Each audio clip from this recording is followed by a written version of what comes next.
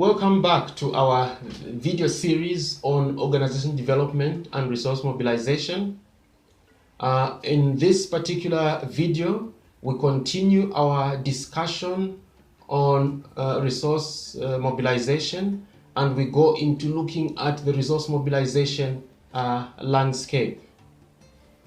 In this video, we're going to try and answer 4 questions. Number 1, what kind of resources are available? Number 2, what kind of sources of resources are out there? Number 3, what mechanisms are typically employed in the provision of resources? And number 4, what are the trends in the resource mobilization landscape? You will recall from our previous video that we recognize that resources are much more than finance. So when we're talking about resource mobilization, it's more than fundraising. We're being very deliberate by not using fundraising, but referring to resource mobilization, because we recognize that some of the most important resources are not even money. You're talking about people, you're talking about information and time, and then money comes in as a catalyst. Money comes in as the means by which maybe those other resources may be secured if if money becomes a medium of accessing those other resources.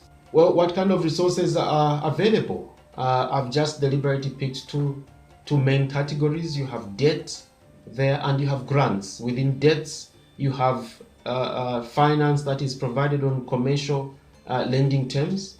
But then you can have finance or other resources that are made available on concessionary terms. Okay, you can have grants, and the grants may also be finance or maybe in kind. Okay, just like the debt can also be in kind, technical assistance, which is valued in monetary terms, but the money may not necessarily be provided.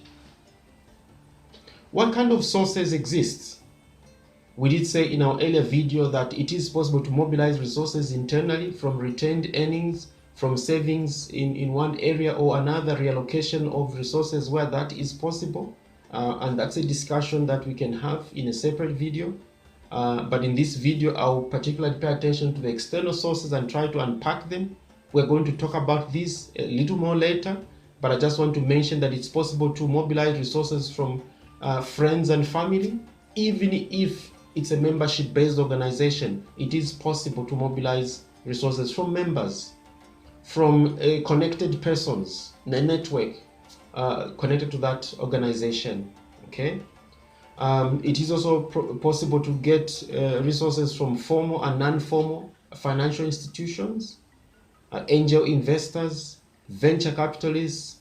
It's possible to get from crowdfunding sources, incubators, and even government. The list goes on, but those are just examples of possible external sources.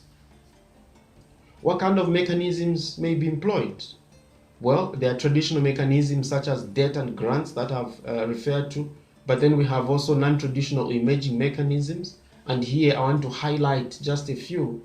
I've talked about the crowdfunding, which is number 3 there, but then you have the challenge funds and you have the social impact investors. We'll be talking about these in more detail in another video.